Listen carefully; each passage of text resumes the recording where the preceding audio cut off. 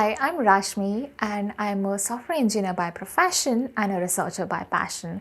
I'm currently a research affiliate at University of San Francisco and also collaborating closely with MIT. Absolutely, sure. So my talk was titled as Building the Trustworthy, Fair and Accountable Machine Learning Systems. So the major key takeaways, you need to have well representative and diverse data set to avoid any kind of a bias within your data set and just to build the fair models.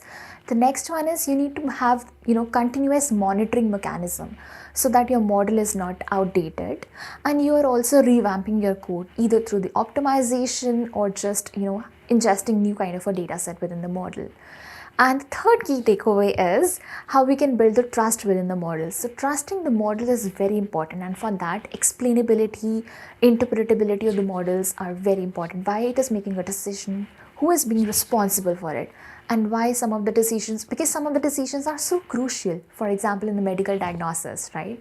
It's so crucial, and it's crucial in a sense that people's lives are at stake, and in the autonomous driving as well, people's life are at stake.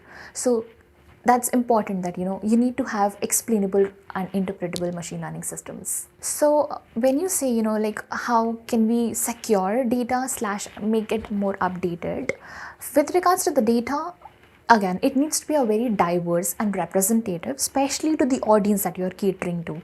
For example, if you're building a face recognition model, it really needs to recognize the face of every individual, be it from any skin shade type. It should not be face recognition just for the whiter people rather than for the darker skin shade. So that's the first important, that's a thumb rule.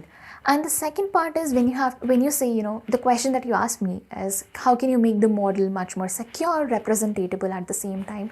How the data that you're feeding into the model is very important. You need to update your model, whether the model is not getting outdated over the period of time, because it's being trained on certain aspect of the data. Maybe you trained it in 2019 and that's where the data that you have used. Now after a couple of years you can use the same model.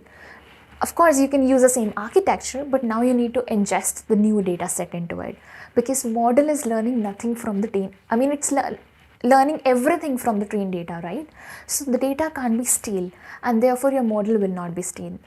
So it's kind of a vicious circle. It starts from the training data, then you just pre-process your data, then you train the model, and then you again pass in the new data. Now it is making the predictions. Is it explainable versus not?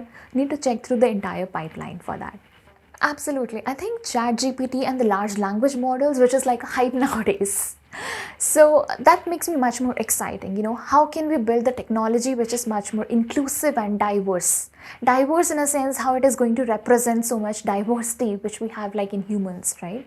There is a nuance behind it. So understanding how we are building the large language models on such diversity and making much more inclusive technology, it's what keeps me up and exciting and makes me do much more research.